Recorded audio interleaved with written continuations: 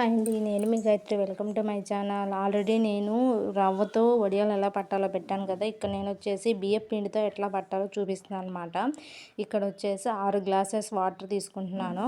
అందులోనే కొద్దిగా రా సాల్ట్ అండ్ జీరా యాడ్ చేసి ఇది కొంచెం మనకి బాయిల్ అయ్యేలాగా చూడాలన్నమాట.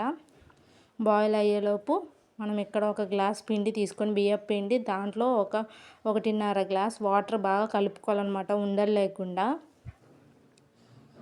ఈ కలుపుకున్న బ్యాటర్ని మనకి ఇక్కడ వాటర్ అనేది బాయిల్ అవుతూ ఉంటాయి కదా, ఇట్లా పొగలు వచ్చినప్పుడు మనం ఈ బ్యాటర్ అనేది యాడ్ చేసుకోవాలి. ఇలా కలుపుకోవటం వల్ల మనకి పిండి అనేది ఉండలు కట్టకుండా ఉంటుందన్నమాట.